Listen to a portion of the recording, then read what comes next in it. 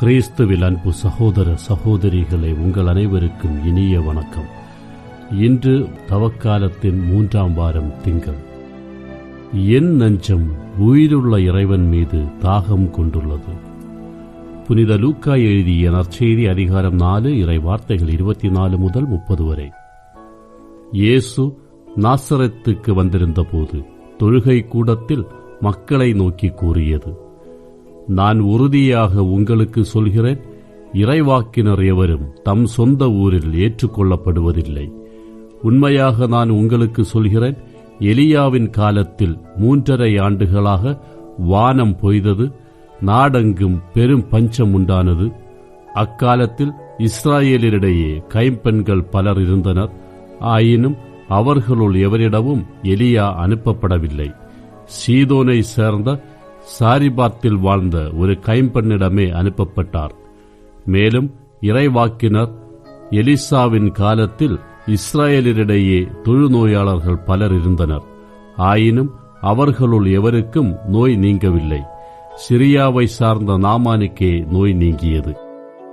தொழுகை கூடத்தில் இருந்த யாவரும் இவற்றை கேட்டபோது சீற்றம் கொண்டனர்.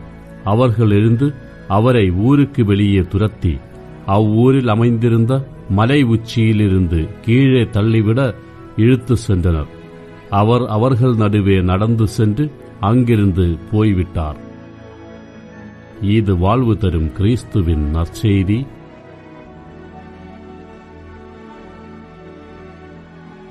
கடவுளின் பெயரால் மக்களுக்கு செய்தி அறிவித்தவர்கள் இறைவாக்கினர்.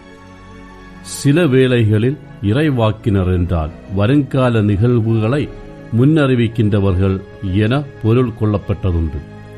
ஆனால் பழைய ஏற்பாட்டில் வருகின்ற மோசே, ஏசாயா, எசக்கியேல், எரேமியா போன்றோர் எதிர்காலத்தில் என்ன நிகழும் என்பதை மட்டுமே அறிவிக்கவில்லை.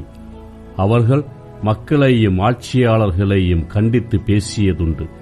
தம் தீய நடத்தையை விட்டுவிட்டு கடவுளை நோக்கி திரும்ப வேண்டும் என்று அவர்களுக்கு அறிவுறுத்தியதுண்டு. மேலும் இறைவாக்கினர்கள் மக்களுக்கு ஒளிமயமான எதிர்காலம் பிறக்கும் என்பதையும் அறிவித்தார்கள். ஆனால் உண்மையான மனமாற்றம் நிகழாவிட்டால் மக்கள் அழிந்தொழிவார்கள் என்னும் செய்தியையும் இறைவாக்கினர் அறிவித்தனர். இதனால் இறைவாக்கினரை எல்லோரும் ஏற்றுக்கொள்ள மறுத்தனர். மக்களுக்கு பிடிக்காத உண்மைகளையும் கசப்பான யதார்த்தங்களையும் இறைவாக்கினர் துணிந்து அறிவித்ததால் அவர்களுடைய உயிருக்கே ஆபத்து ஏற்பட்ட நேரங்களும் உண்டு. எனவே இயேசு, இறைவாக்கினர் எவரும் தம் சொந்த ஊரில் ஏற்றுக்கொள்ளப்படுவதில்லை என்று கூறிய சொற்கள் அவருடைய வாழ்க்கையிலேயே உண்மையாயின. இயேசு புரிந்த அரும் செயல்களைக் கண்டு அவர் அறிவித்த இறையாட்சி செய்தியை கேட்டு மக்கள் எல்லாரும் உடனே அவரை வரவேற்று ஏற்கவில்லை.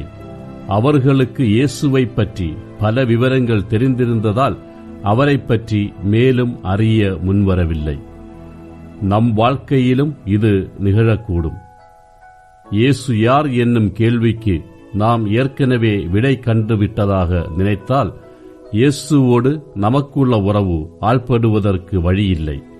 மாறாக ஒவ்வொரு நாளும் இயேசுவை புதிதாக அறிகின்ற மனம் நமக்கு இருந்தால் அவரது சாயல் நம்மில் மேலும் தெளிவாக தெரிந்திட வழி பிறக்கும். எனவே இயேசு என்னும் இறைவாக்கினரின் குரல் நம் உள்ளங்களில் எப்போதும் ஒலிக்க வேண்டும். ஒவ்வொரு நாளும் அக்குரலுக்கு நாம் செவிமடுத்து அவரை தயக்கமின்றி பின்தொடர வேண்டும். ஆமேன். இந்த நாள் இனிய நாளாய் அமைய நல்வாழ்த்துக்கள்.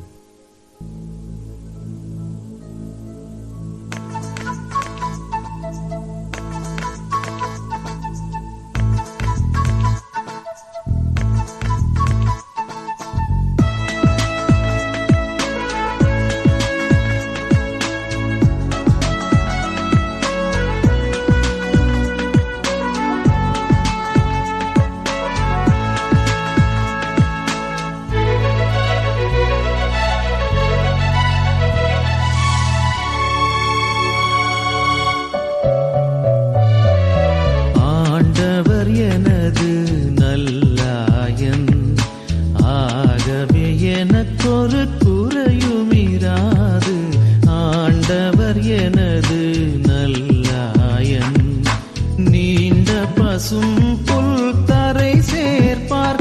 குளிர் நீர் நிலைக்கனை அவர் நடத்தி செல்வார். ஆண்டவர் எனது நல்லாயன், ஆகவே எனக்கொரு குறையுமிராது. ஆண்டவர் எனது நல்லாயன்.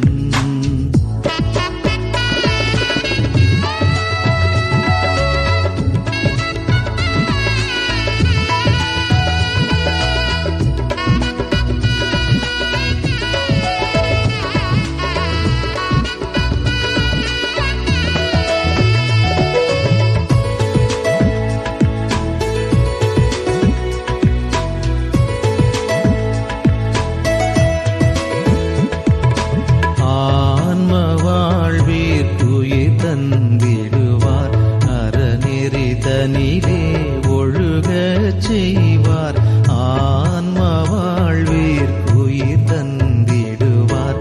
அறநெறி தனிலே ஒழுகச் செய்வார். நான் இருள் சூழும் பள்ளத்தாக்கில் நடக்க நேர்ந்தாலும் பயமே இல்லை. ஏனெனில் என்னுடன் நீர் இருக்கின்றீர். என்னை நின் கோலும் கழியும் தேக்கும். ஆண்டவர் எனது நல்லாயன், ஆகவே எனக்கொரு குறையுமிராது. ஆண்டவர் எனது நல்லாயன்.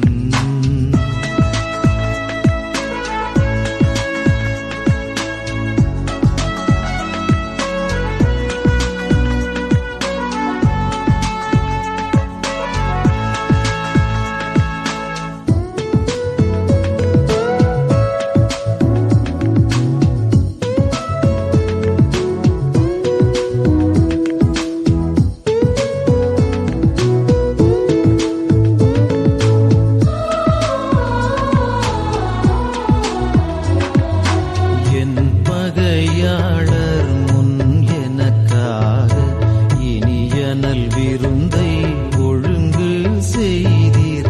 என் பகையாளர் முன் எனக்காக இனியனல் விருந்தை ஒழுங்கு செய்தீர்.